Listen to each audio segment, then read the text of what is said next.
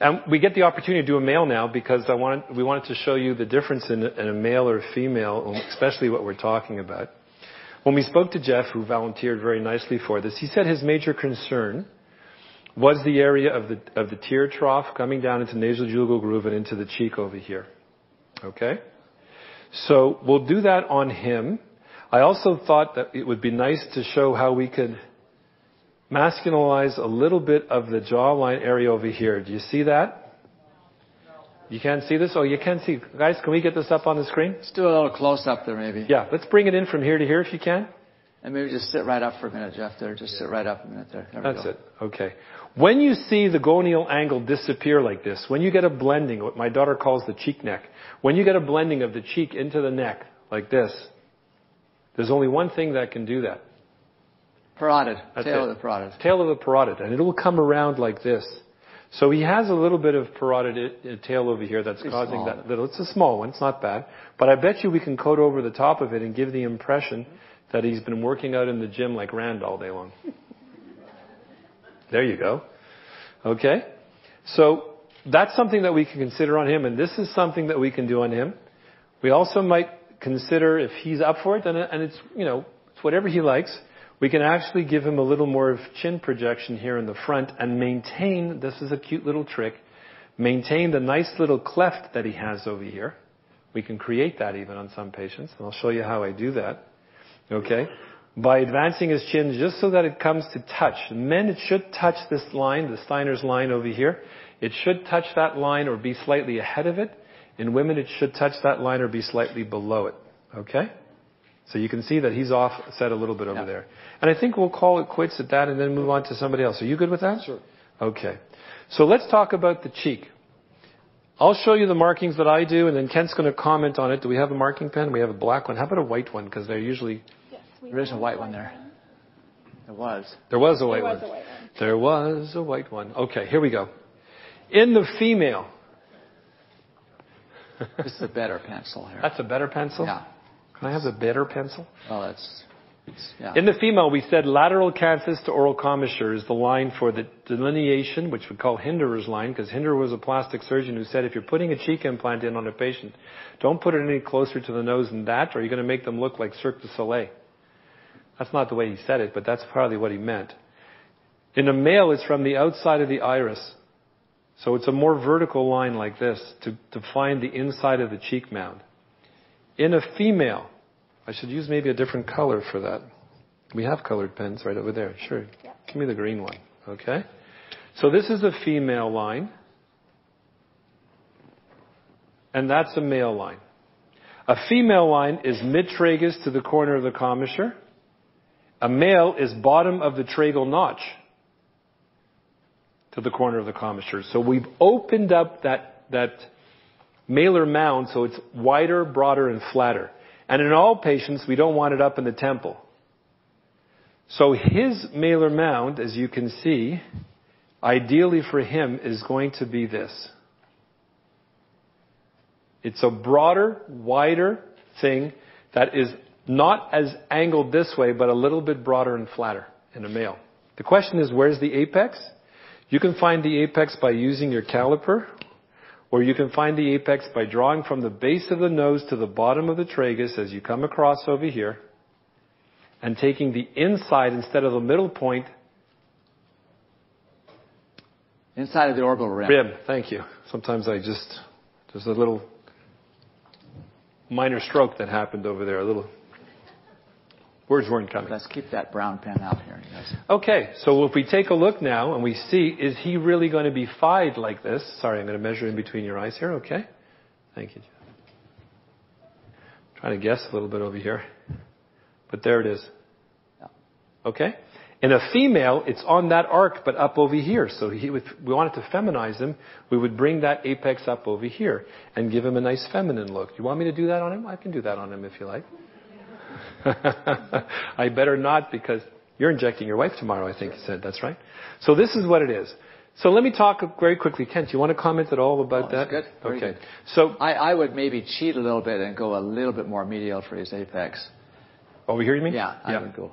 Actually, You're right, because the way I drew it, it's a little angled. Just the way it's laying there. It should be. A little off. There we go. There. Okay. Sorry. Perfect. No, it makes a difference.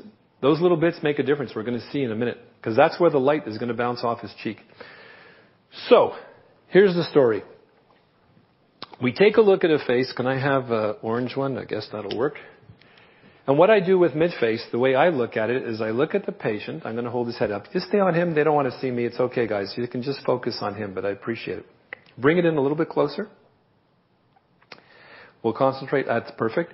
I'm going to angle him a little bit like this. Okay. When I see what he's missing, or what I'd like to fill, is this area right here. Okay? Yeah, bingo. Exactly. All right? Then you're economizing on product for maximum result. Correct. I mark the outside of the iris. There's nothing wrong with taking a pencil, guys, when you're doing your injections. That's what I look at it. I mark on patients. It gives them the understanding that you have a plan. We do this when we do tummy tucks. We do this when we do breast augmentations. You can do this when you're doing your face. They don't see what you're doing. If you have a plan on the forehead and you're not exactly sure what to do, just do something like this. And they think that you're planning something out. Okay, I just drew an exo on your forehead. You thought I did, right? Okay. Can I have a cleanser, please? We'll take that off. It's getting to be in the afternoon a little punchy, but okay, here we go. Let me just have a dry sponge, please. Okay. So I'm going to erase all these marks because you guys are going to be able to tell me what I want to do. I'm going to leave the area that I want to reflate. Thank you. Thank you. Well, that's nice. Started this reflation concept because volumizing implies volume. Because when any patient has fillers, they think they're going to look fat and full. So that's why we're kind of downplaying volumizing as opposed to reflation. We realize patients lose volume, but it's much more accurate to talk about reflation and projection rather than volumizing the face. So volumizing, I'd suggest you erase from your vocabulary. If you look, we've actually taken out a Funken Wagnall. It's gone. So just... I'm going to show them this. We'll start off with that filler, and I want a 3 cc syringe if you have one. I have my kit over here. Kent and I don't fish, but I have a tackle box like Kent does. And that tackle box I take with me when I'm sort of doing my injections because you always... Can we bring that chair closer? Maybe I'll use it for my tackle box over here. That's a heavy chair. So I'm going to show you the blending technique because people ask me about that. By the way, the D word is only for depth. We don't use that dilute word anywhere. Forget the volumizing word, forget the dilute word, because if you say dilute in front of your patient, you're up just clenching it back and forth. The wrong type of creek without a paddle. Okay, again. Good. We're not diluting the product. We're blending in anesthetic to make it more comfortable. That's what my patients say. What is your nurse doing? I said, she's adding in some anesthetic to make it more comfortable. Thank you, doctor. But if I say, can you dilute up some Voluma? Can you dilute up some Restylif? Can you dilute up some Belotero? Are you wetting down my product? Same thing with Botox neuromodulator. We teach our staff the same thing. If you're using, we usually use 5 units per 0.1 cc, but we also use 2 units. We use a meso mix of 0.5 units. Oh, cool. So we just tell our patients, or tell our physicians, tell our nurses that we're blending the product. So that's rather than, it takes them a long time to get away from the word diluting, because diluting sounds like you're diluting it. Okay. So a unit is a unit. It doesn't matter if it's 0.5 units or 1 unit or 5 units, a unit. You're getting a first-hand view right up close. I hope you're not presbyopic. Okay, here we go. Here's 1 cc of product. In this case, I chose Voluma. Next patient will use Restylif. I use them all. Okay. So I have this product over here. I have it connected to a little 1-to-1. It's called the Luer-Lock to Luer-Talk female adapter. I'm going to prime it by gently pushing forward until I see a little bit of product bulge out of the tip. You see that? And then I'm going to connect it to a 3 cc syringe. All these syringes come, by the way, with a little bit of air at the bottom, so push that little bit of air out. Otherwise, the plunger, the black plunger, will stick to the bottom, and then when you pull it back, if you were to get it like that, you'll lose the little black thing at the bottom. So they automatically leave about 0.2 cc's of air. So you push that out. And now I'm pushing my product into the 1 cc syringe. You see that? And I hold on to this syringe. I love these syringes because I'm going to refill it. So let's keep this okay. What they have done now is they've taken another 3 cc syringe and they've loaded it with 1 cc of lidocaine, most of it lidocaine 1% without, and a teeny tiny little bit of lidocaine with epinephrine because I want just a small amount of epi.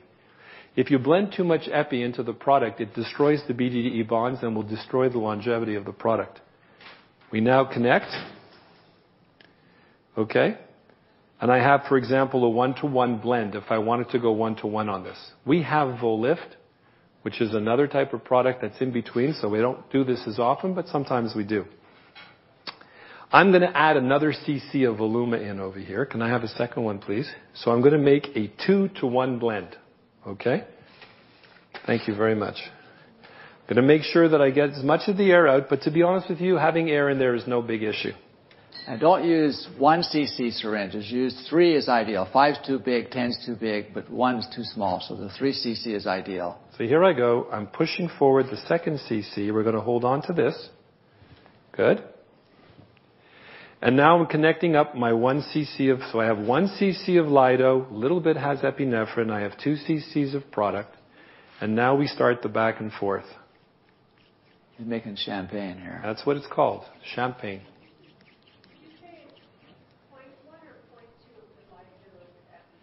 Like small amount, like 0.2. I'm not exactly, don't ever see me in the kitchen because it's never a pinch. It's this, it's that. It's whatever you feel comfortable with, but I just want a teeny little bit of epinephrine to cause some vasoconstriction, but not to make the block last for 4 hours like a dentist, and not to give him any blanching that he's going to walk out with white skin, which will make me nervous, although it blanches differently than it does with vascular compression or vascular injury. And the question always comes up, how much do you mix? Yeah, so what do you do? I don't. My nurses do it. Yeah, my nurse does it 20 times. She goes back and forth. About 20 times. Yeah. And they're constantly making these up and making up the minis. And I have 5 nurses, and they're just go full out with making these up. Can I have a black pencil, please? And then what I do, I'm giving you all the little things that I do. If you think it works, do it. If you don't, toss it. That's cool. My nurse will do this because she does all the blending too. And we put a little V over here to tell us what the product was used over there. And this stays sterile on our tray for the entire day. Just about. And I use this one over and over again, right? Yeah. There's no reason to do that. Okay. So now we have 3 cc's of blended product, which we call champagne because it has sometimes teeny little bubbles, but this one didn't bubble up much. Okay. I take back the initial syringes that I gave you that were empty with that little connector again. Just the connector, please. Here we go. Yeah, that's fine. Okay. Make sure it's primed again. Do you want some minis made up while we're... Yeah, that would be great. I'll have to get some. You don't have any. Okay, and you'll see how Kent does the minis. And then I fill it to 0.75. Have you guys made up these before? Why 0.75? Because I'm going to get 4 syringes for the 3 cc's. I don't tell patients how many syringes I'm using. How many syringes are you going to use, Dr. Swift? Whatever it takes. I have in mind that I'm using 2, but my 2 have now become 4. They're sitting on the tray over here, and I approach the patient. She sees 4 syringes, but I told her the cost is going to be $900, but it's only 200. It's really only 2 cc's that's going in. So the questions come. The question comes and says, aren't you taking away from the longevity of the product because part of it is liquid? It's what the product wants. So what I did was I did a bunch of hemi faces. We can get away with murder in Canada. We can do things on patients that you guys can't even consider. And when the product originally came out in 2008, for example, when this product came out in 2008, I did half a face with regular, and I did half a face with this 1-to-2 blend. And it was hard for me to see which side didn't last as long as the other side. There was maybe a difference of a couple of months. But if you're talking 18 months versus 16, there's not a whole lot of difference there. And you're getting the patient the result for an economical thing. So I tell patients I expect the result should last somewhere between a year to a year and a half. Okay? So, The other thing that you're doing is you're softening the product a little bit, and its lift potential will be a little bit decreased. The G prime that we talked about before, the stiffness, but there still is cohesivity there. How much is a decrease? This product will work for me, whether it's this or whether it's lift or like I said, you're going to get Belotera volume or Teozial deep or whatever you guys have. This product will work well in 95% of my patient population. But the patients who have a lot thicker skin, he's pretty thick, but I bet you'd still work on him. The ones where I really want to project an area that's pretty tight, I go pure. Males, usually I end up being closer to the pure. And in thick-skinned people who had a history of acne with a little more scarring, a little thicker product, I look at not only the platform, but I look at the envelope that I want to lift and say, do I need a robust product to be able to do that? Okay? So I'll fill this to 0.75. Can you guys do the same thing? You can take out, and then I have these 1 cc Luerlock syringes. How's your back? You okay? Yeah. You want a water or anything, let me know. Okay. Thanks. Okay? And now I have 4 syringes with a plunger that's not fully out. For the women in the audience, this is great because you get more control with the plunger being like this rather than being fully withdrawn if you have a smaller hand. Okay? And I'll take one of the 1 cc Luerlocks that you have over there. Look at the little teeny bubbles. I don't know if you can appreciate it here, if you can sort of zoom in, but there you can see them. Look, champagne. Oh, and I'll say that to my nurse. She'll say, what product do you want to use? Give me the Champagne Resty. Give me the Champagne Voluma. Boy, the patient says, man, that must be like the top of the line. Yeah, it is. Moet Chandon. There we go. Perfect. I now have 4 syringes. Can I have one on a 30 gauge needle, please? Thank you. I'll take a cleanser, and I'm going to take some dry pads, please. Chlorhex is perfect. I like chlorhexidine because the smell of alcohol drives me crazy. When I was a kid, I would go for allergy shots, and every time I'd smell the doctor's office just from around the block, I'd start to cry. So alcohol to me makes me think of my injections that I got when I was a kid. So I like to use chlorhexidine. There's also a question of whether alcohol can denature your toxin when you're injecting. If you put it into the vial, it can, but we've looked at it. It doesn't make a difference in the way it does. It was originally a myth. Cleaning with alcohol and then putting your needle through it might denature your toxin. It doesn't do that. But it can cause some reactive vasodilatation, and the patient might bruise a little more. So here's what I do. And Kent will comment on this. If you look close up here, this is the let me show you fairly new by Excel. It's a 1 cc Luerlock dose saver. So the plunger goes right up to the base of the hub of the needle. It's like those German 1 cc we use for Botox. So that's an ideal one. And it's because of the rheology of it, the lumen of it, it's very easy to inject. I like that. So these are nice. So we should do that one. Yeah, let's do that one too, for sure. Okay. Taking the lateral iris as a marking point, because I know that the infraorbital artery can come as close to the medial pupil or mid-pupil. It's mostly around the medial iris, but I know if I stay at the lateral iris and lateral, I will not touch that artery. That's my safe zone. That's my Caucasian zone. I treat lateral cheek before medial cheek. Medial cheek is the danger area, more dangerous. Medial cheek is more difficult. Sometimes just by treating the lateral cheek, we have an effect on the medial cheek, as you can see over here. Right? So I want to do things and save this for the end, if I can. So I treat lateral before medial. This is my thought process. I'm not a great injector. I'm pretty sucky as an injector. But I'm a thinking injector. But why I do what I do and what sequence I do it. Can I have the marking pen, the black, the white? Here we go. And I figured this is lateral iris. I'm going to put in 3 pillars that are going to be like this. Okay? Just to cover my zone there. I will treat the higher pillar before the lower pillar. Okay? Great.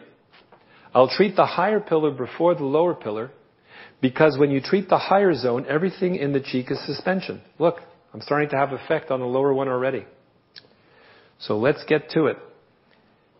Higher first, you're going to feel a small little stick stabilize my hand. This is the way that I do it. If I can't reach him, I'll do it on my own thumb over here. I'm going to give him a little pinch as I do that, and that's it. The needle's in. I'm on bone right now. Sorry to be so graphic. I'm going to start the injection. It's a slow injection.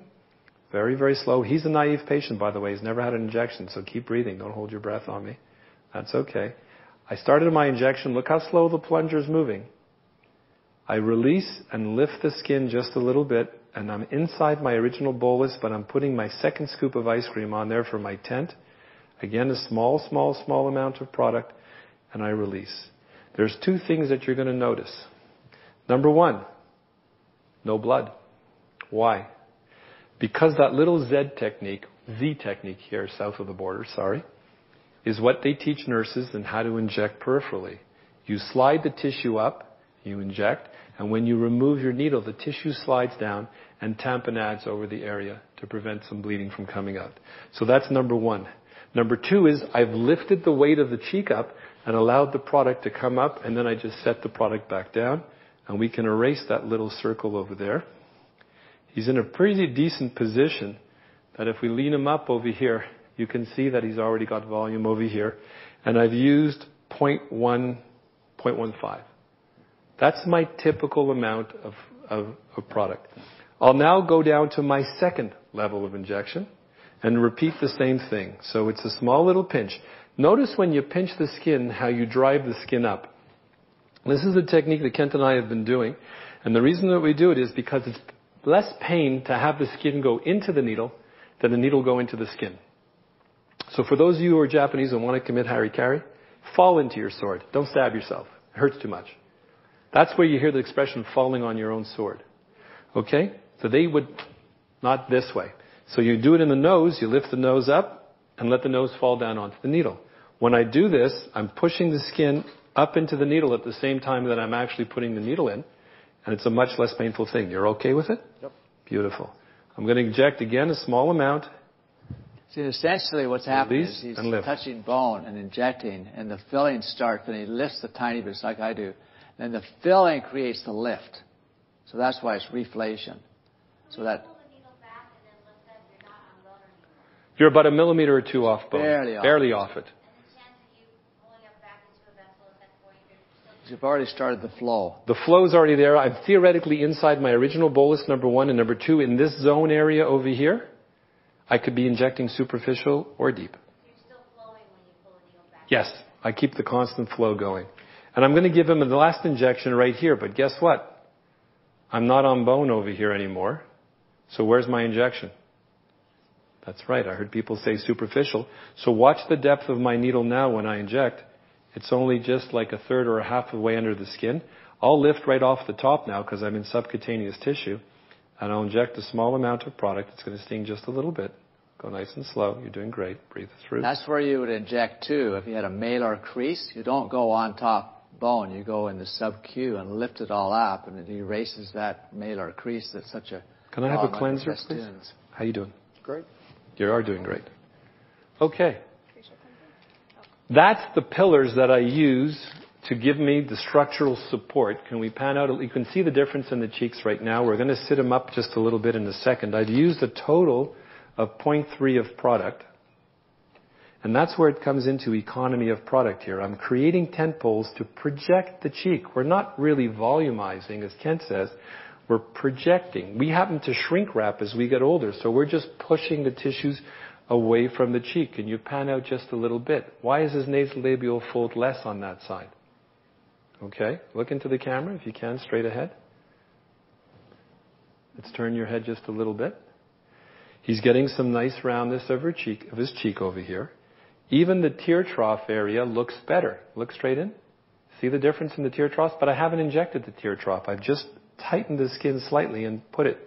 Now I think he still needs a little bit of volume over here. But we can certainly see that there's a tired side to the face and this. Now, is it possible that 0.3 cc's efface this nasolabial fold? Come on. I don't believe that. I think what's happening is that that product in there has caused a difference in the way that the muscles are reacting, whether it's support behind them, whether it's a crosstalk that's happening between skeletal muscles. they tell you that only smooth muscles talk to each other, like your heart. But I got to believe there's got to be some talking going on between these muscles. Our facial expressions trigger so many different muscles.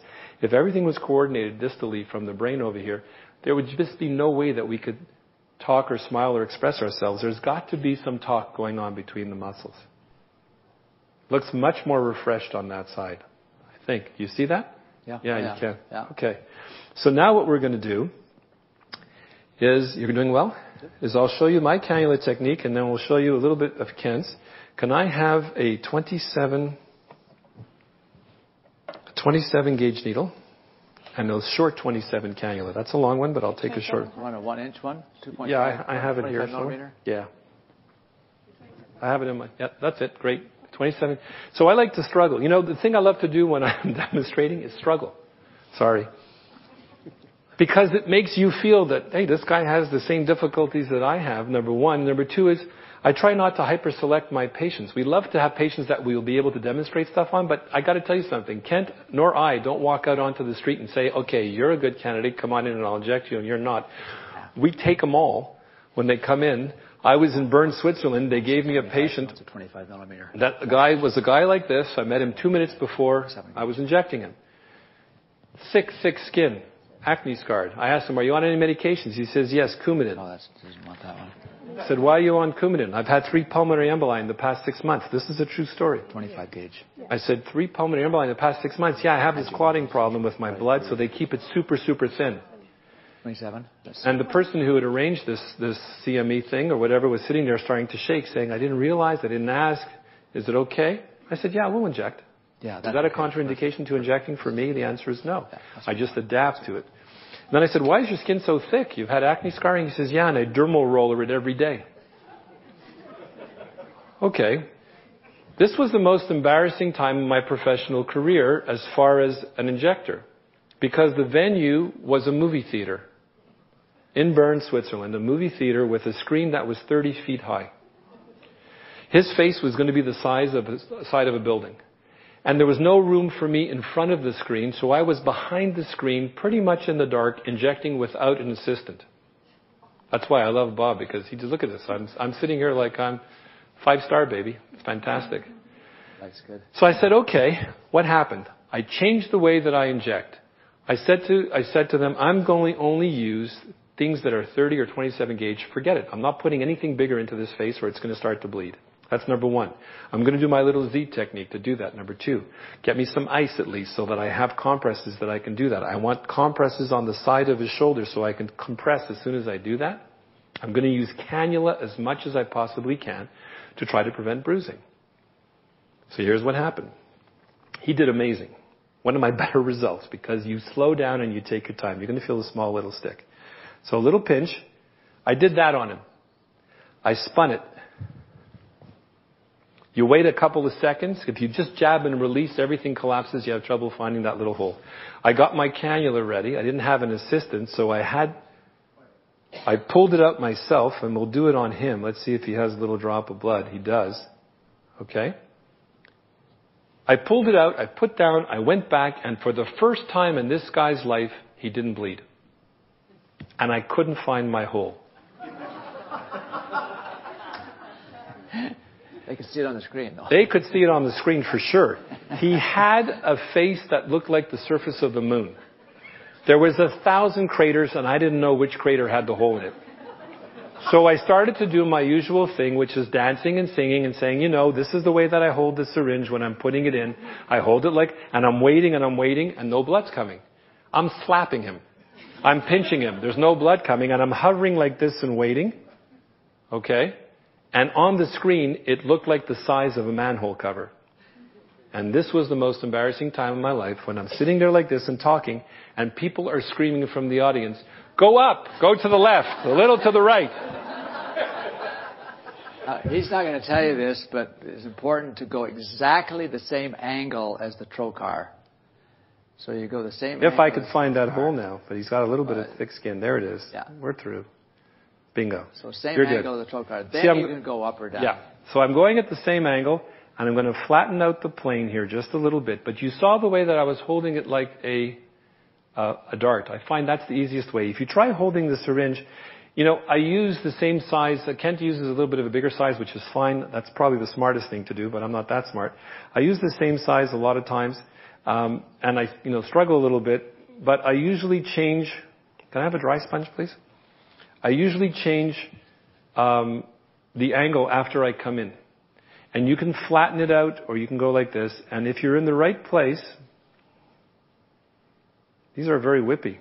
Is this mine? Yeah, that's those magic needles. I don't like those. Yeah. Sorry, guys. Okay, there it is. There should be no resistance, and I'm all the way up over here. And I'll start the flow of product. And I'm using a 27 gauge cannula, I assume. You can bring me my 27 gauge. No. No, I have a shorter one in there. It's in the same. That's a 25 millimeter, that one. Yeah. Okay. It's all right. We're managing okay. I'm killing him, but he's doing really good. He's into his mantra now. And we're doing great. It really doesn't matter whether the port is up or down in this location, so you don't have to keep track where the port is. Or some companies that will mark the direction of where the port comes out. I'm not exactly enamored by that. I don't think it makes a difference. I agree. So what's my depth? Everybody wants to know what the depth is. You don't see the cannula. I'm about 3 to 5 millimeters beneath the skin. If I was doing just dermal support, or what we call subdermal sheeting, I would be right underneath the dermis. But I'm in a little bit deeper. I'm coating very gently. He's doing amazingly well.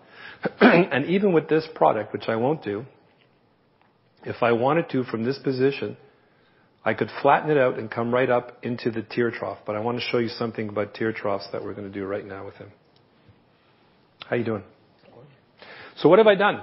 I've put in 3 tent poles and I've put a canopy over the top of it. I've created a tent.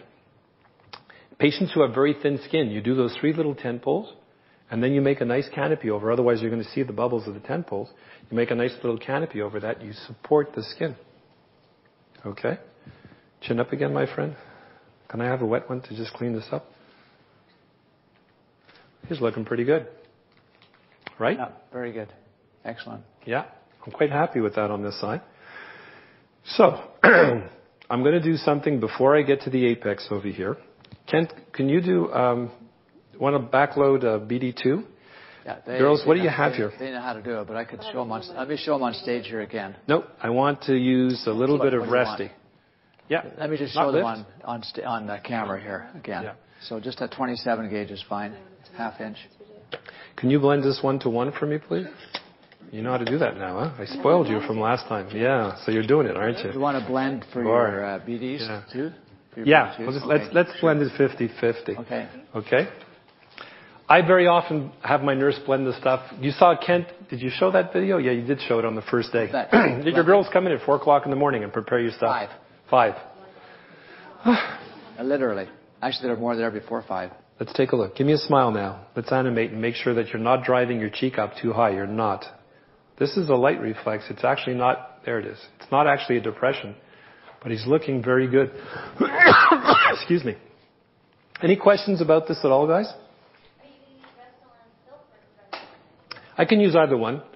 I don't know whatever they pulled up, but I could use silk. Just a comment about if we're using the Resty family, Purlane, Restylane, or Silk, do not keep them overnight in your BDs because they're, as you know, have granules. They're a particular product. They jam it. So you'll jam up the 31 gauge. You can't get it out, and you can't take those needles off because they're sealed. Correct. So all you can mix others up and keep them for a few days. I have my girls. That's what I was just about to say. My girls do it at the end of the day. They prepare for the next day. How long can they store for? This is heresy, guys. This is witchcraft. We don't know, but oh, look at this. Thank you. Got to make you look good. Yeah, got to bring me a pizza. But the Resty family, don't make it ahead. Make it just as you're using it for the day kind of thing. Otherwise, you'll waste product because you can't get it out. Doing a great job. You can leave it in this, actually, and put it on a 27. What do you got there? That's still blended. You have to blend it. Oh, I see. So she's doing a 1-to-1 blend because I like to use 50-50 on the areas around the face. Around the eyes, I mean, because I want to give it the volume that it needs. I'm going to do a little bit of tear trough work in the way that I do it, and then maybe on the other side I'll do it the way that Kent does it, purely with a cannula. Technically, it's a little trickier when you do only cannula from this angle, because you have to change the angle of the cannula to go this way. And you can leave a small bruise over there, which happens every now and then. But we're not going to let it happen today. Or Is that all you right? go with a cannula from Here. to here. That's correct. Otherwise, you make a second point. People are asking me about the blending, that sort of witchcraft thing that I blend both filler and toxin into the same syringe. Is there any medical evidence behind it? The answer is no. Okay, I don't know what happens to the toxin. I know that when they put lidocaine into these products, the way the lidocaine worked changed. It worked much quicker. I don't know whether the toxin works quicker or not because I'm seeing effect. But think in an area where you want both products to be. So upper lip is exactly, I put the filler and the toxin separately in that area, so I'll blend them together. Crow's feet, I could blend it together and do crow's feet. Just do it on or neck. Stage for him. So it's here, here, and here that I do it. I heard people are trying to do it for the glabella, but it doesn't make sense because you're injecting intradermally in the glabella with the filler, and the muscle is way deeper. But here, it's dermis on muscle. Here it's dermis on muscle, and a lot of times it's dermis on muscle over here. So Kent is going to show you how we backload. Just show you on stage here. So this is just a BD2. This is a 0.5. I'm going to get you a 0.3. I prefer the 0.3s, but this is a 0.5. I got one here somewhere. 0.3? Yeah, I brought a box of them. Okay, good. Let's have a 0.3. I don't particularly like the 0.5s for a number of reasons. Yeah, I like the 0.3s too. They come like this. Okay. I'm not here to promote the company, but we use them. I use these for toxin as well. Here you go, Ken. So 0.3. So just take the tops off. Put this in your other hand here. Keep it sterile. You notice the way he's keeping it sterile there. And you can inject it upside down, but generally you want to inject, use a 27 gauge, or you can use the problem with this short one. That's perfect. That's all I need. It doesn't need much, but see, if you're using a longer needle, that's right. You can inject more, but then you just push the air out the other side, and it's as simple as that. Right, and you usually end up with about 0.15, which is exactly what Kent has over here. He has 0.15 of a 50-50 blend of Resty. Could be Resty Silk. We use Resty here. It's the same. In his situation, I'm not worried whether it's Resty or Resty Silk because his eyelid skin is actually a male skin. It's a little thicker. If he was female, I would have definitely used Resty Silk. A little thinner product, okay? If you want more product, just use a little longer needle. Correct. That's all. As you inject, you'll see the product flow backwards. You stop it when it gets to the top. You put your needle in, and as you push it forward, all the air comes out. So, we're going to do this little tear trough area over here. We're good? Yep. We're going to do this little... Is that reflecting or something? Yeah. Okay. Sorry. He's now anonymous? What happens when we should put it on his toe like a skin tag for the pathology part? Where is it? When they... Oh, don't worry about it. You're looking for the magnet? Okay. You're good. Thanks, Jeff. So here we go. He has a little bit of a crescent over here. I'm going to show you the technique that I use. Okay? I'll start backwards. I usually do lateral first. But if I'm going over here, I stretch the skin out. I look for little vessels. There's a gazillion of them. Can I have a dry sponge, please? I'm always prepared to put a little bit of pressure on the area. He's got a minefield of vessels. Yeah, and I'm trying to find an area in between. It's a little difficult over here, but we're going to fire it in anyways. Small little stick. I'm on bone right now. I'm putting in a small deposit, usually about 0.05. Nice and slow, watching the skin. Release, and then just a little pressure. Same thing coming across over here. Minefield again. Little stick, down on bone. Very small amount of product. And release. And I can trace that up over here. Here, I've probably put product into the muscle. I don't think I'm under the muscle at all because it's attached. Here, I'm going into SOOF. Here, I can put in a larger quantity of product, which can create a little bump, and then I can flatten it out. Okay, head up. Let's take a look and see how you're doing. No bleeding so far. We've just about wiped out that tear trough. I still want to show them, I'm going to show them the other technique anyways.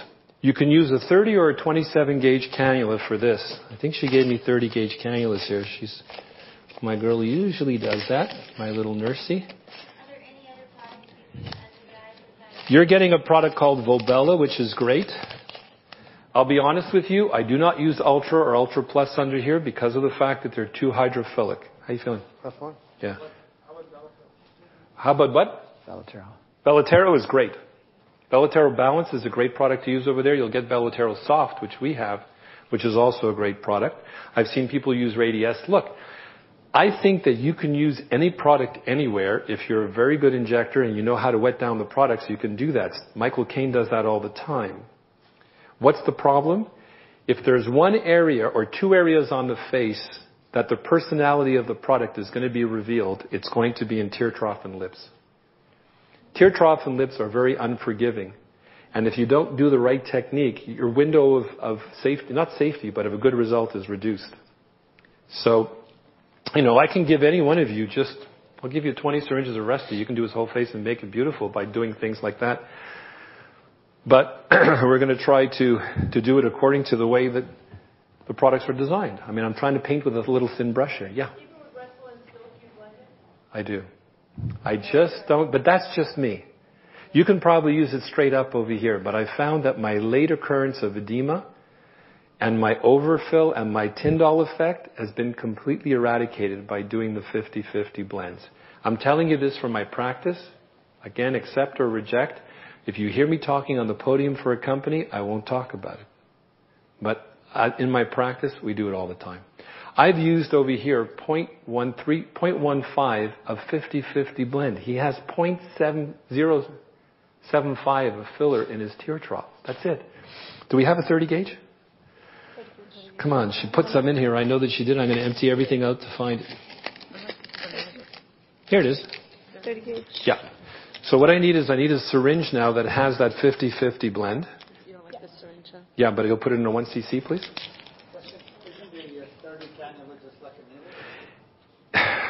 It's close, but it doesn't hurt when you stick it. It still has a little bit of a blunt tip to it, which will make it less bruising over here. So it's a good question to ask. Why do I use the 30 gauge? It's the only area I use the 30 gauge, and most of the time now I use a 27. But if you're going to start doing injections into the tear trough, the way I'm about to show you right now, I would suggest try a 30 gauge to begin with. You're saying, well, that seems more dangerous. It isn't. What I want to do is control the amount of product that's coming out. With these wetted down products, you just put a little pressure on the plunger and it flows right away. With a 30 gauge, there's more resistance. You have a little more control. Once you get used to doing the 30 gauge, switch to a 27. That's perfectly fine. I'm going to give you one little stick here, my friend, okay? You ready? Mm-hmm. Okay. So, I'm just going to load it up a little bit over here, try to find a place that maybe doesn't have... there's a syringe? Great. Okay, and I'm going to show you this. You're going to come and pull that out for me. Let me get a little... Can I get a dry sponge, please? Thank you. Nice clean one. We're going to stretch the skin, hold my cannula like... This is how I do it. I hold the cannula like a dart. Much more easy to control. Go ahead. She's going to pull out that little thing. Going to see if I can find my hole. It's somewhere about over here. We're going to wait. See, now he won't bleed, but we'll wait. All you have to do is be patient. It'll show itself. There's one down over here, but I don't think that's it. Is this it? No, I don't think so. Is it? Talk to it a little bit. Mm-hmm. Come here, little hole. It'll show itself. I don't think so. I think that's one of the ones I used to perforate. You think? Let's give it a second or two here and we'll see. No, that's not it. Somewhere over here. I'm a little more medial. Okay, so anyways, I was telling them about this story. Just make a new one. Yeah, I will make a new one, but I'm being a little bit persistent because I just want to show you. He didn't bleed, and I like that idea. So we'll just wait a bit. Wow. Everybody says that's it. It's not. It's higher up. Here we go. A little to the left, a little to the right. Yeah. Is it that it? Yes. I think that's it. If it isn't it, I'm finding it. There we go. I just made a new one. Okay. So we're going to go back into this little hole here, and I'm going to flatten out my needle, or my cannula, and I'm gently... look, I haven't even injected. He doesn't even feel it. Look at the superficiality of where I am. Subdermal, folks. This is the plane that we used to do skin-only blepharoplasties on. Notice when I'm holding the plunger, if you can back out a little bit with the camera, and I'll show them how I'm holding the plunger The plunger is now at the base of my thumb instead of at the tip of my thumb because I have more control to squeeze with the small muscles of my hand. And I'm gently going to coat back and forth over here like this. And you'll hardly see the plunger move. Okay? Am I hurting you at all? It burns. It burns a little bit? That's the lidocaine. That's about it.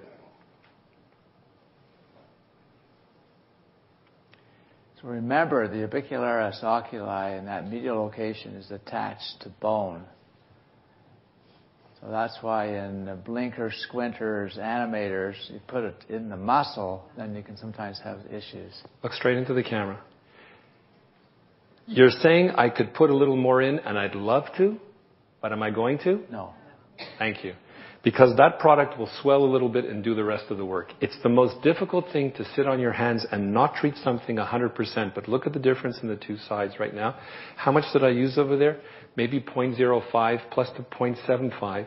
So I've used 0.125 of product for his tear trough, which was only 0.06 of actual product. And this is where I found it's made a massive difference. I don't know if you can appreciate it, but he looks even lighter on that side than he does on the other side because I've coated over the Tyndall effect of the blood vessels over there. That's exactly how I do mine with Yeah. the light cannula. And there it is. What we'll do now, if we can move on a little bit, I want to find the apex of his cheek. So can I have a pencil, please? I almost forgot about that. You're doing good? So, bottom of nose to the tragal, bottom of the tragal notch, or the bottom of the tragus, I should say. And then the inside. Remember, Kent and I were, he's just mentioning, he liked the idea that maybe it was a little more medial, about over there. I like that too. Let me have the voluma that you have over there, the blended on a 30 gauge needle. This little area over here, we're going to inject. Give me a cleanser, please. You can ask any question you like. So the last injection that you did with your one cannula, would you have turned it around and gotten those feet? Not from the same injection point, but I would have used a 27 gauge cannula over here and gone over there, and I would blend in a little bit of toxin. And I would just coat this area right over here. That's what I would do on him. For the meso blend? I'm sorry? Would you give us your mix for the Okay, so let me ask you. I won't give it. I'm going to ask you to figure it out. So let's think about it here for a second, okay? When I'm working around the eyes, you're going to feel a small stick. Okay? I'm probably right now in zygomaticus major, maybe a little bit. I'm going to relax just a little bit, and I'm going to come up and lift that tissue and create a small light reflex. A slow injector is a good injector. I say I'm a good injector because I'm slow. My friend Stephen Liu is deadly slow. He's an excellent injector. Okay? The slower you are, the better you are. And trust me, you can put in a syringe. You know that you can do this in 15 minutes without all the talking that I'm doing. It's talk aesthesia mostly. Okay, pan out. There's my younger boy. That looks really good. Relax. There you go. You like that? Yeah, I think that's better. We have to do something for the wobble down over here. But so far, what have I used? I've used, from the voluma, I've used literally about 0.3 of voluma, maybe. I don't think 0.4 of voluma, which is really 0.3 or something, because I have a blend of 1/3. Yeah. And I've used point something, 0.075 of... So you understand how you can do a full face with theoretically 2 syringes now? 3 syringes? And I'm telling you, the result will last. Certainly last long enough that the patients will be very satisfied of only having to come back maybe once a year. And they're not down to an empty tank. They're down maybe 1/8 of a tank, and then you don't need as much, you top it up. I'll tell you something else that I love to do. I love to keep those little BD2 syringes separate in a little box. I always indicate on them what's inside, because you might confuse them with toxin. Don't want to do that. Patient comes back after having a full face, and I've told this to the group last time. This is the biggest practice builder that I have. So he'll have his face done. He'll come back and he'll say, I absolutely love the result. And I'm going to look at him. There's always some asymmetry. There should be. And I'm going to say, you know what? I love the result too, but you're a little off on one side of your cheek. I want to adjust it, no charge. And he'll look at me and say, what are you talking about? I said, I think I can make it a little bit better. Let me just adjust it for you. Out comes a little BD2. It's sterile. The rest of the syringe is still there from other BD2s. I pop it in, I fix it, and I say, you're on your way now. What do you think he says when he walks out of the office? Or what she would say if she walked out of the office? I can't believe that guy. All he was interested in was the result. It costs you nothing to do that. And that will be a big practice builder for you. It really is. Okay? So even sometimes, and I hate to say it, but even sometimes when I think the result is like 99 out of 100, I don't mind putting an extra little bit just to make it 99.2 out of 100 because it's a confidence thing with the patient. Are you saying you have BD2s that you save, or is it one that you use on a patient? Oh no, if I use something on a patient, if the syringe hasn't been completed for whatever reason, I find a place to put it, but then I toss it. I don't keep used syringes around. Right? I'm talking about the fact that if you have a syringe and you pull off 0.2 cc's of product, which is 50-50 blend, I fill up a bunch of those BD2s, if it's not a particulate one like he was talking about, and I run through them during the day. So a patient might end up with 1.3 cc's of fill rather than exactly a 1 cc. At what point do you see your patients for follow-up, new patients? I never see them again. I'm a nutcase when it comes to follow-up. Every patient who's a naive patient comes back. The first time they get injected, whether it's toxin or filler, has to come back to my practice and must be seen by me or my nurses. And then the nurse knows what to pick up on it. And then, because I don't want, they're your billboards. You don't want them walking around with one brow up or with a cheek that looks a little bit missing or something. So I see them all. But once they're already experienced and they're wired for the aesthetics, they'll call my office if they see something off. Yeah. Otherwise, I let them run for 3 months or 4 months. Can I have a cleanser, please? Here we go. I just drew his facial artery and the jaw line. Beautiful. So I'm going to take the Voluma again that's been wetted down. It's a great product to use over here too because we're going to stick with it on there. You've got a nice masseter there so you can feel it easy. Yep. I'm going to take a 27 gauge needle. Yep. 27 gauge needle, and then I'm going to take it on the 27 gauge cannula, which I have the shorter ones, which are buried under here maybe. Here, you see these little guys? There it is. Perfect. It's a stiffer cannula. The other ones that are too whippy, I'm not too crazy about. How you doing? Good. Your backside's okay in your back? Because you've been sitting there. I would be crying with my backside like that. We're going to do this, and then we're going to accelerate it into the other side, okay? What size trocar would you like? Give me a 27 gauge trocar again. In our Canadian meetings, Arthur does one side and I do the other side. Right. Right, Arthur? That's what we do. We tag team. Sometimes we do it at the same time. The poor patient's struggling. The feet are jumping all over the place. Now we go. Small little stick here, okay? There we go. So what location is he in? What level? Sub-Q. Yeah, got to be sub-Q. You go down deep over there, you're going to hit that thing that you'd want to avoid. So he's going to go exactly the angle of the trocar. Okay. So just take that trocar out there. There we go. Now we have a little drop of blood, but now I'm in, and now I'm flattening it out. And he flattens his syringe needle right out so it's parallel to the jawline there. Thank you. Good. Now watch when he gets to the labial mandibular fold. The mandibular ligament's going to act like a speed bump. Absolutely. And I warn patients that you're going to feel a little pop. Okay? Right there. See it pucker? Yeah.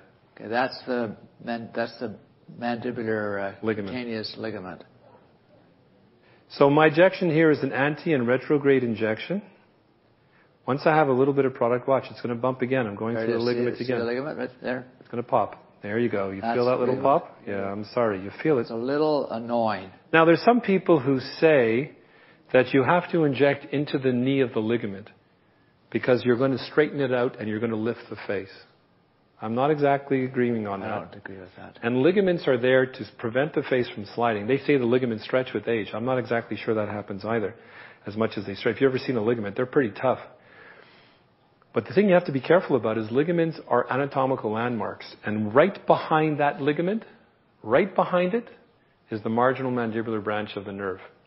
And if you go down too deep over there and put a little product in, he's going to have a funny smile for probably about a half an hour or so. So we're going to try to avoid that. You doing okay? So I do exactly the same way. Antegrade, retrograde, both, and just slide it along. And we've got just ultrasound gel there, ladies. Yeah. And now the trick is to try to do it through the same port. That's good. Excellent. You have to practically withdraw the cannula completely, flip it around towards the other side, and then advance it this way. And that can be a little tricky sometimes. Okay? If you touch the parotid fascia over here, the patient will tell you. It's very, very sensitive. Fascia is extremely sensitive. When we do liposuction of the abdomen, if we touch the fascia on the rectus muscle, the patient will jump. So you got to be very careful here. I'm going to backhand it over here so that you can see. Now, if you can't do the little twist here, just take your trocar and go the other way until you do 100 of these, and then you'll be able to do the twist there.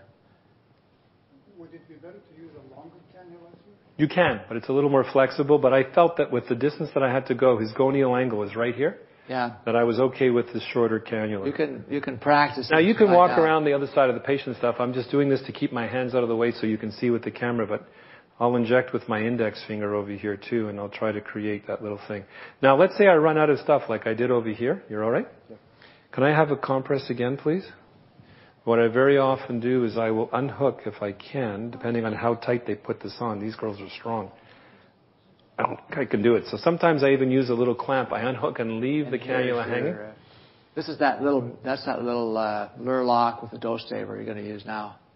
Okay, I'm going to have to come back in because we're going to have to put the cap on to remove that. Are you doing a real narrow fan? Is that what you're doing? Yeah, I'm trying to create a ridge over here. You can see it developing right now.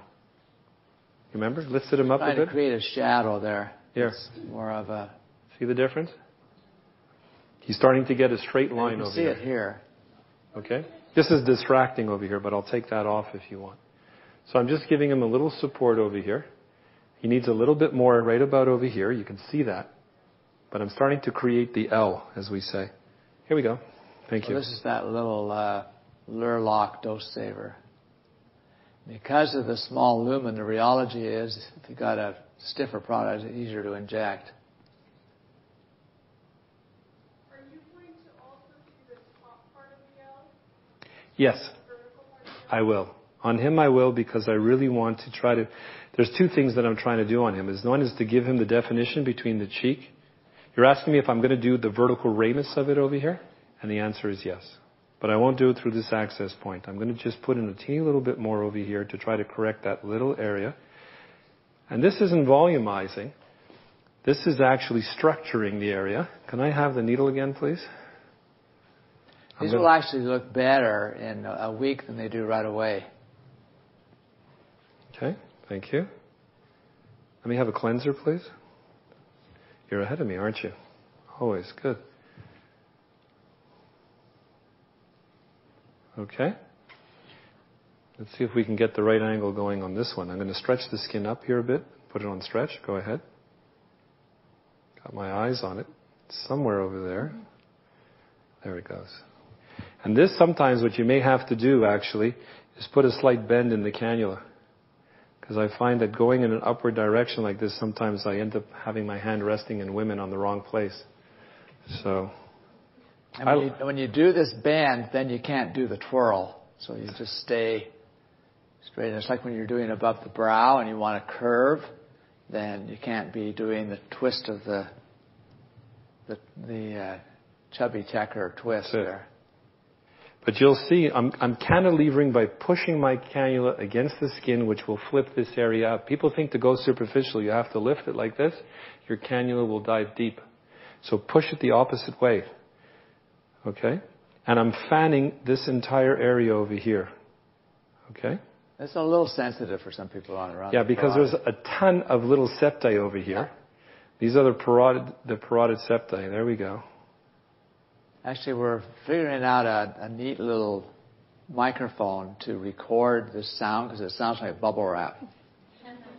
So you can get the idea. I like the description that you did about going through the septae of grapefruit sections kind of thing. Can I have a little bit of the ultrasound gel, please?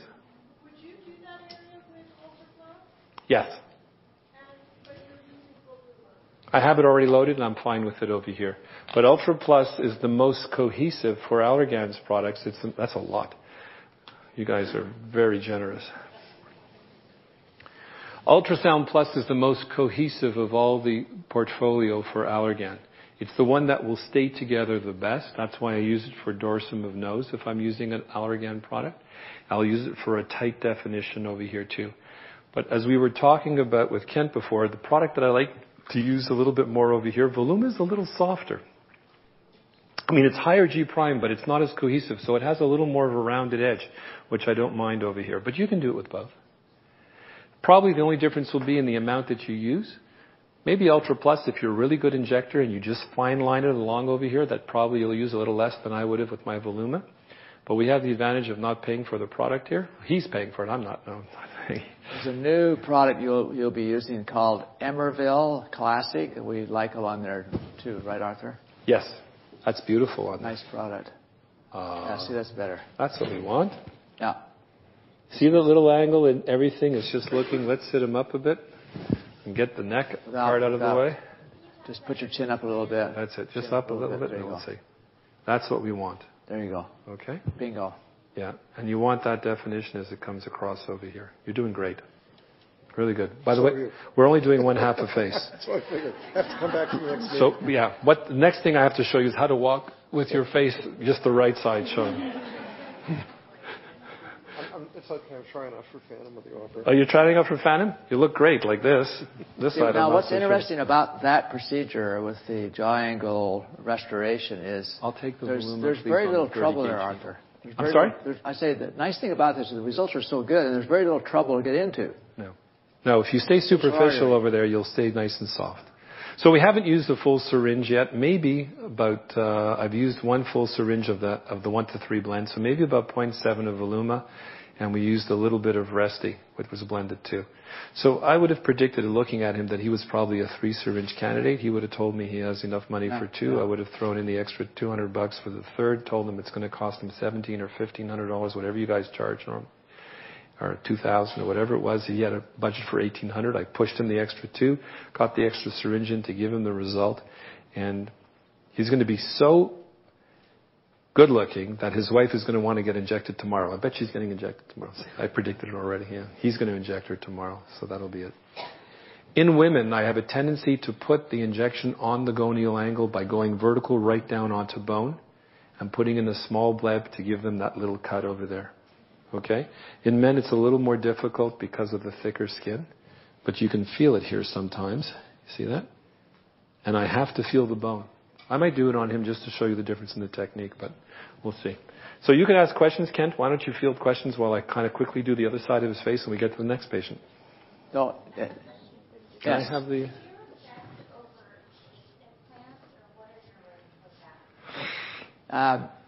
You mean like Madonna implants in her chin, you mean?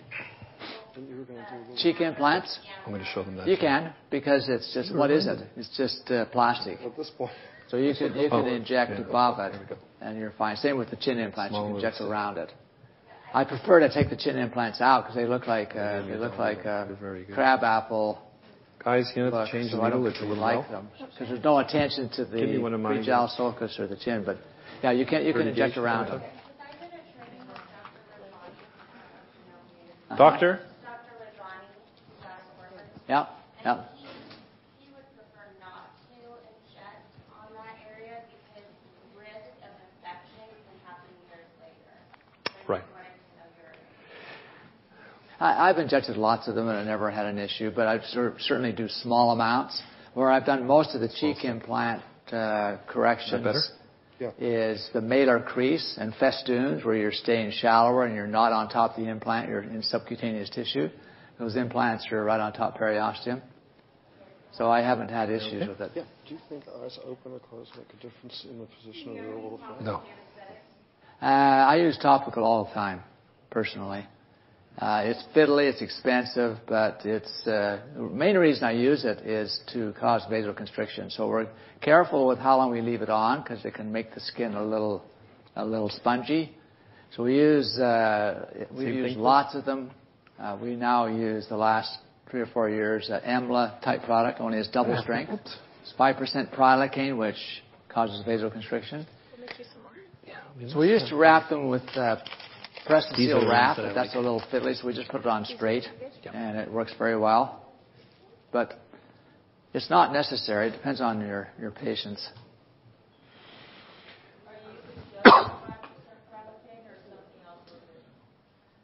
Using It's too tight, you broke it? it's 5% xylocaine and 5% Just take it off. lidocaine, but it's the lidocaine that causes the vasoconstriction. What you got to do in a situation And the same like that. eutetic base. Some of these There's don't lots go of on different to- bases, this is but the the base old mimics Gomorrah. the original pH of the eutetic base of AMLA. And That swelling that makes things harder to see. we have a compound that makes it up, but it does cause a little bit of facial edema if you leave it on for a half hour. We leave it on. My nurses time it. They leave it on for 10 minutes, sort of max, and it does help. Particularly lips, it makes a big difference because they have the lips just feel really numb. They don't feel a thing. Can you give us your technique for injecting the submandibular gland? Well, you can get around the parotid. You can actually feel the parotid if it's enlarged. And parotid enlargement is very, very common. And the submandibular gland, if you have the patient stick their tongue on the roof of their mouth and push their tongue back towards the hard palate, it'll project the submandibular gland down so you can actually see it easier. But you cannot get your fingers around it, right, Arthur? You can't get your fingers around the submandibular gland. So you don't, the parotid, we pick it up and inject it with a 1/2-inch needles, I do. And the submandibular gland, you can see it easier than you can feel it. But you can't pick it up, but you can inject it. For masseter injection, what you want to do is draw a line from the corner of the mouth to the bottom of the earlobe. We used to do it to the tragal notch, but we do it now to the bottom of the earlobe. Feel for the anterior border, draw a line for the anterior border of the masseter, and plan all your injections at least 1 centimeter behind that, because the risorius muscle takes its origin from the parotid fascia. And we don't want to touch that, or he won't be able to open his mouth when he smiles. He won't be able to brace it across. And then, depending on which technique you like, I usually do a triangle with 1 up and 2 down. But you look for where the bulk of the muscle is, and the key on masseter injections is Depth. depth. And also, I do the same 2 down and 1 up to clench your teeth a little bit. But those that have a tendency for TMJ seem to have a tail of the masseter that goes up a little higher. Okay, relax it. See, and his is actually higher than you think. So you want to go usually 2 and then 1 here. Right. And right 1/2-inch needles to get the deep. Doing great. So, would you inject Kybella in the same session? Good question. I would. Inject what in the same session? Kybella, or Belkyra, as we call it.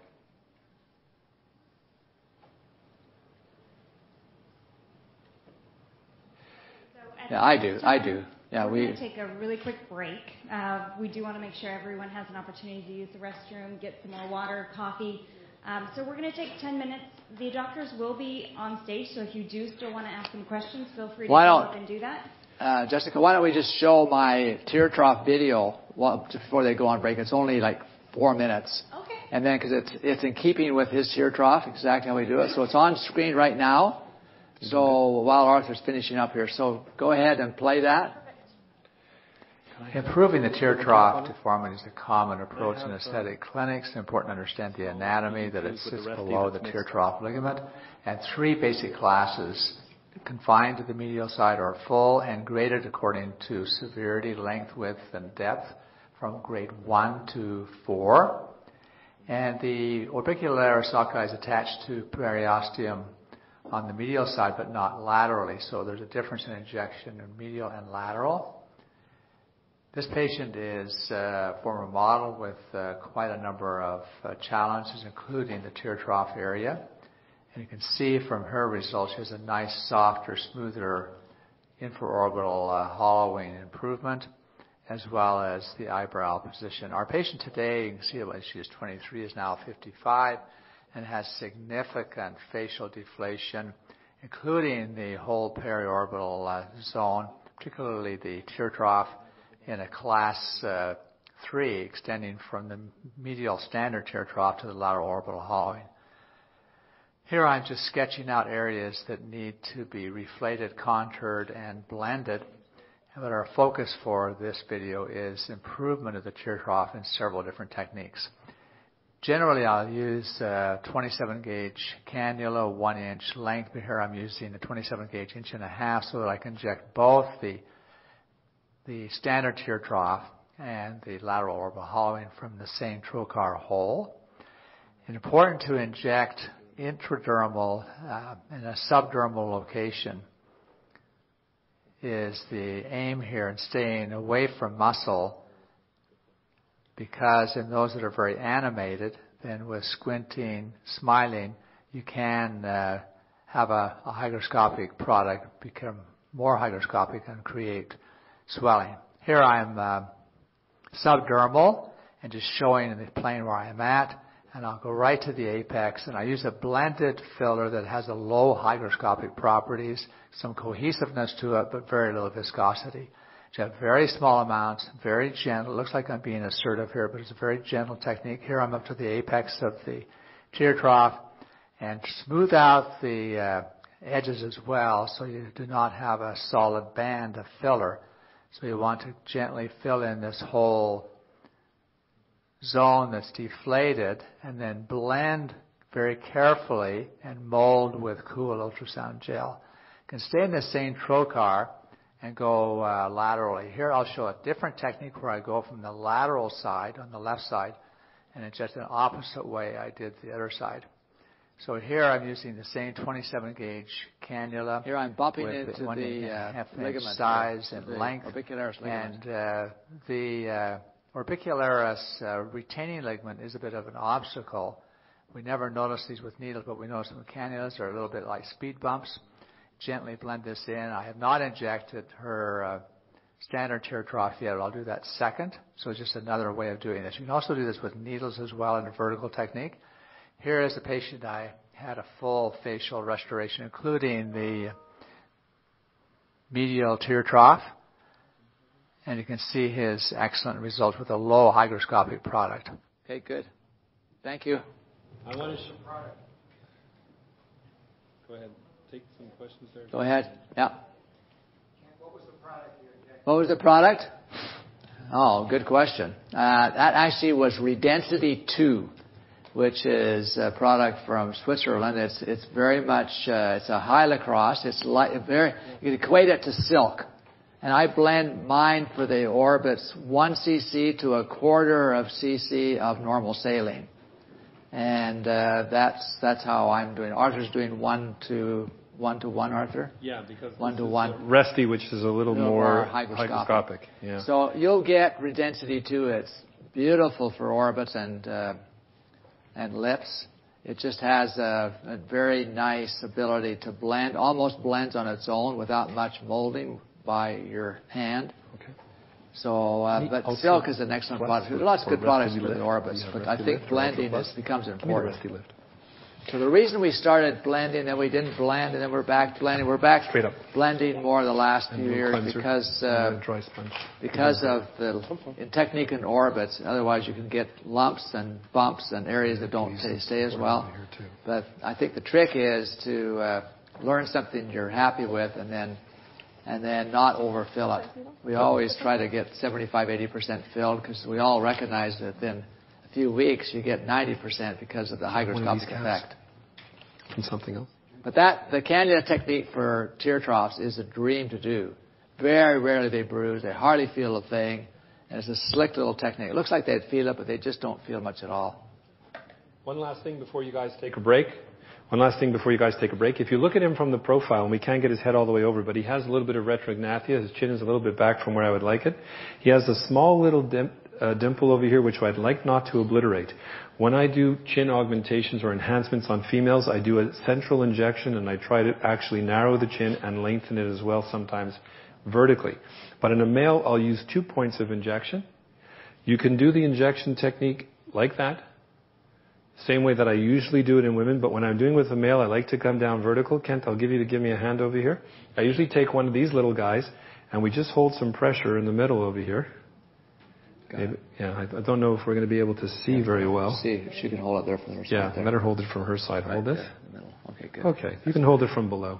Give me your fingers there. There we go. Okay? You can see that? You're going to feel a small little stick. I'm off the midline. 3, 2, 1, pop. I'm off the midline. I'm using Resty Lift over here. I'm injecting slowly. Sorry, that was a little bit of touching of the periosteum. The needle just sort of slipped a little bit. I'm going to keep, you can let go of it now. I'll keep this over here. Turn your head a bit so we can see with the camera. And I'm going to inject slowly, and I'm creating a bolus over here. keeping the product limited between my fingers. I'm using RestyLift. I would use Ultra Plus. I would use something that has, you were asking about Ultra Plus before. This is a great place to use it. RestyLift is also a great place to use it. I'm using it pure. So I'm going to need a little bit of a pad because the lidocaine will make him bleed just a tad.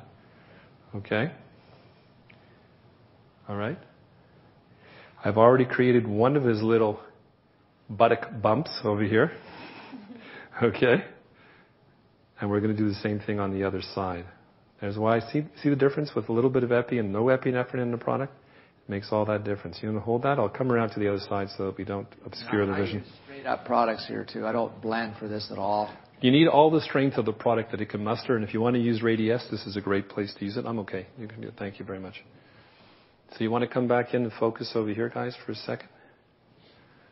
Beautiful. Let me see which way. Everything's backwards on the camera when you look at the monitor, so you got to make sure that we're doing this. I'll try to do this without an assistant. I'll hold this.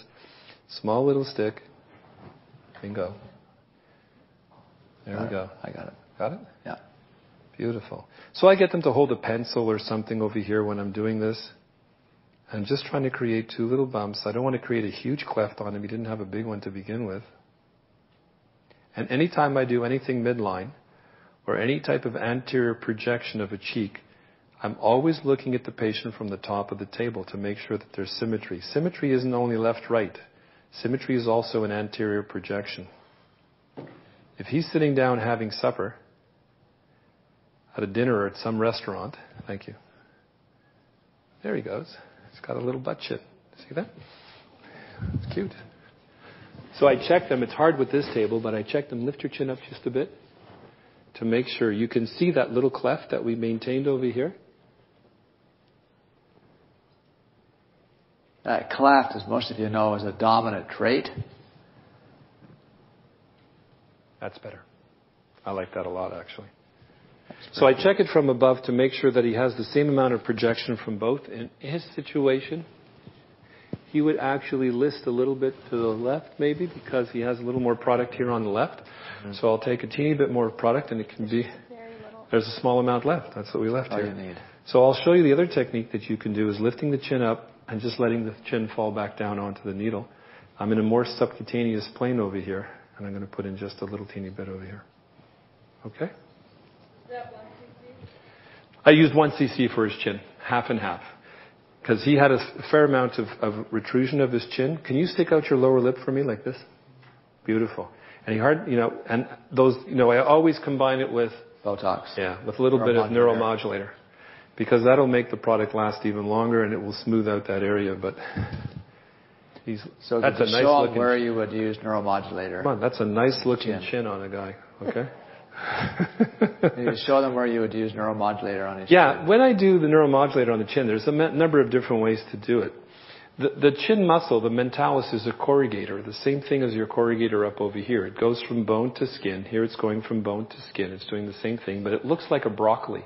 It's coming from deep, being attached to the bone just below the mental crease, and as it comes up, it does this. If you cut across the chin on an anatomical dissection, you'll see little bundles and fascicles of stuff. So what I do with my chins, I'm a little more aggressive with them now than I used to be, is I usually put in one injection that's deep over here to catch the belly of the muscle, and the rest has got to be subdermal, because that's where all those little fascicles are. Stick out your lip, please. And I do them right where you see these rugae over here. So I have a 3 little point injection that I do, sometimes a little more, and I typically use 6 to 8 of Botox. Maybe that would be the equivalent of 20 of Dysport, 6 to 8 of Xeomin. You? Yeah, I use it a little bit less, but that's exactly the same location I do. And then the DAO. Yeah.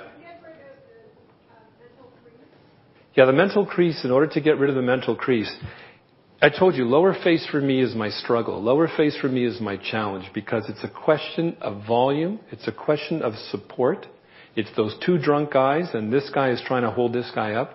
And it's also a question of movement and dynamic and proportion. So everything is moving. It's the lips in relation to the chin, to the nose, to the jawline. Everything is in relation to itself. So that's where I struggle the most. And very typically, and I learned this from Kent, is my treatment is in layers over here. I find that I'm usually doing deeper injections to give a little bit of volume or structure underneath, and then I'm very commonly coating over underneath the skin to give it more support, like a trellis. So it's usually a layered thing, and it's also a project. As he mentioned, I bring the patients back and I even chase the lines in the skin afterwards. So it's really a more difficult area for me to sort of address. But I do. I mean, we do that. And I tell patients that it's going to be, they have to be a little more patient with me with the lower part. But to get this thing out here. He's got a little bit of a crease. Some of them where you can plant potatoes in there. Then, can I have a wet and dry? You'll use a subcision technique with a 25 gauge cannula, break it up, and then do it again in 3 or 4 months when they need their Botox. And if you do that a few times, you can make it probably 50% better. But it's kind of no man's land. It's tough, even with a laser. Perfect. Clench your teeth. Good.